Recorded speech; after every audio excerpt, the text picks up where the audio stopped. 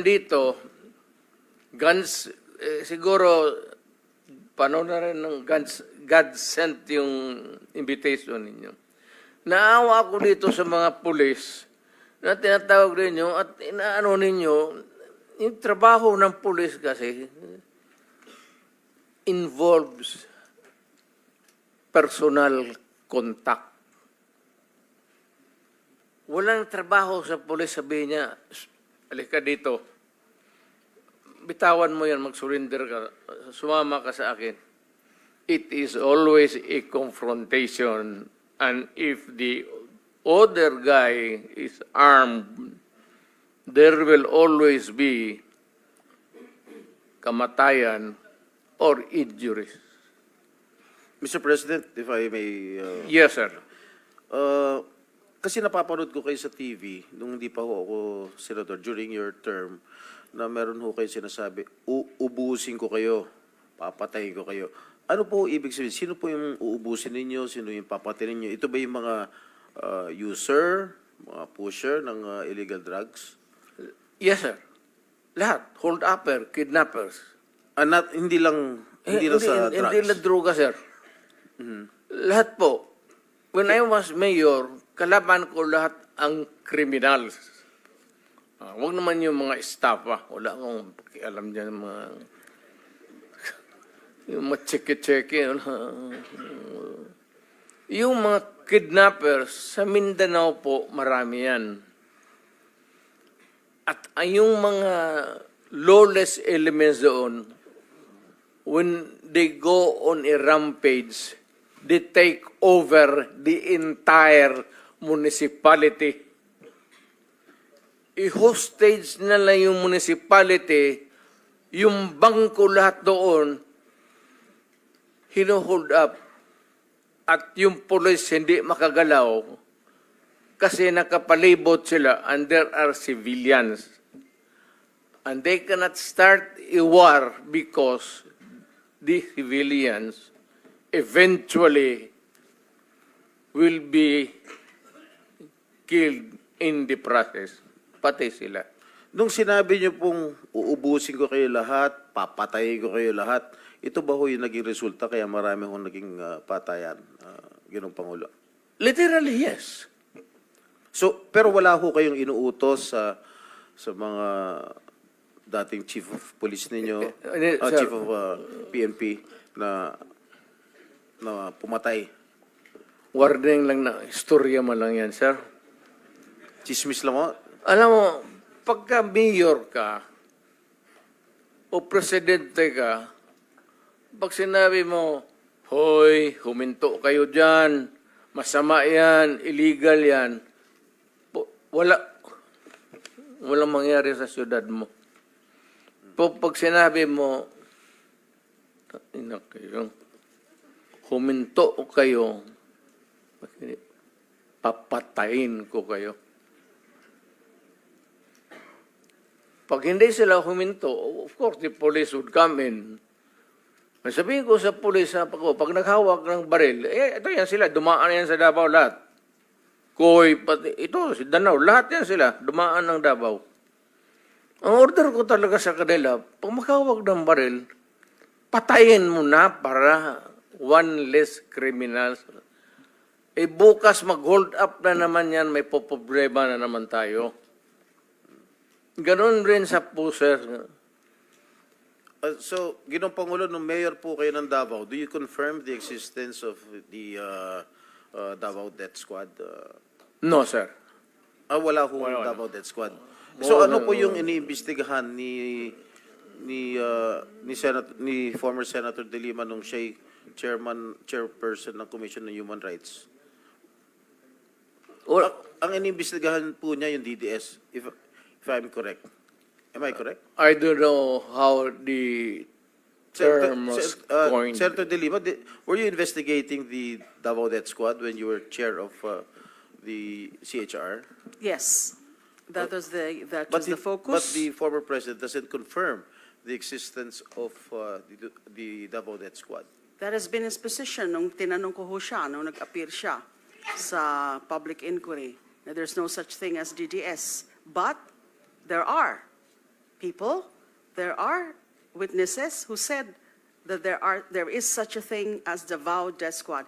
It may not be the correct term, or it may not really be or explicitly called the Davao Death Squad. Who But, coined euphemistically- who coined that name, that phrase, the Davao Death Squad? I think it was media, it was certain sectors, certain groups. But it was not the CHR which you headed before, Madam Senator. We knew it to be as Davao Death Squad because of the various reports. But it did not originate from us, the term Davao Death Squad. What is clear to us is that there was this group of assassins, and some of them are actually part of the Davao City Police Office. And there are also the Abanteros, the assassins themselves, with respective handlers.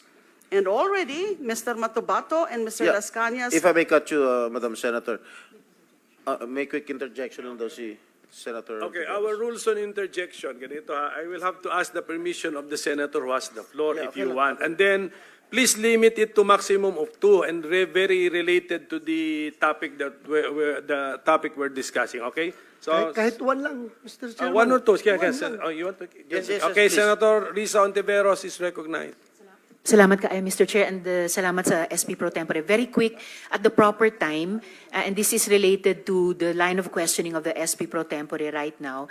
At the proper time, I will ask the Chair's permission to play a never-before-played video that precisely talks about the Davao Death Squad, exactly related sa line of questioning ng SP Pro Tempore at this moment, Mr. Chair. Salamat, May isa pa. SP Pro May Tempore. isa pa. Salamat If kaayo, you- Mr. If you Chair. permit it. Okay, Okay. okay. Senator Bato.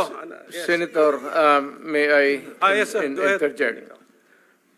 Lahat itong sa right side ko, dumaan ito ng Chief of Police, Police Director. Puro commander ng death squad yan. I thought there was no existence. Trabaho ng pulis yan. Literally, hindi mo sabihin ng death squad. Yung isang senador, yan ang nakaupo dyan, si Senator De La Rosa. Death squad rin yan. Because they were police directors handling the controlling crimes in the city. So pag sinabi mong death squad, it's a very loose term na ginagamit mo lang parang ganon isili. Lahat yan sila, ito, si Danao, ayan o. Nagdadasal kasi sa kasalanan niya siguro. Huwag ka na bang, ilan bang pinatay mo? Dumaan yan. Ito, De La Rosa. Tanungin ko sila ngayon. Tanungin ninyo. Openly, lahat yan dumaan pagka-police chief. Pati yan si Gamboa. Tanungin ninyo. Danao, kung may utos ba ako na patayin ninyo yung tao na nakatali yung paa, pati kamay sa likod, or assassinate them. Ang sinabi ko, ganito, prangkahan tayo, encourage the criminals to fight. Encourage them to draw their guns. Yan, buhay yan. Ayan ang sila, yan ang instruction ko. Pati yan si Kuy.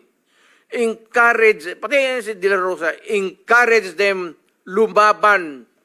Pagka lumaban, patayin ninyo para matapos na ang problema ko sa siyudad ko. Tangina yan. Noong na-presidente ako, ganun rin sa command conference. Diyan sa Malacanang. Yan ang utos ko. Bakit ko pagbigyan important? Criminal, they go after the innocent people robbing. Mabutit na lang sana kung aakyat ng bahay. Mayor ako matagal. Aakyat ng bahay. magnakaw, re-rapin yung bata, re-rapin yung babae, tapos papatayin. Kung ikaw ang mayor, how do you deal with the problem? Ano Mr. kaya ang tingin ninyo sa... Hindi, I'm sorry to tell you, I'm sorry to express to the nation. Unforgiving ako, hardliner, alam nila yan. Pati pulis alam nila. They are not ready siguro to talk about it. Sinabi ko yan sa mga pulis. Putang ina kayong mga pulis, pag pumasok kayo dyan sa droga, kayo ang mauuna.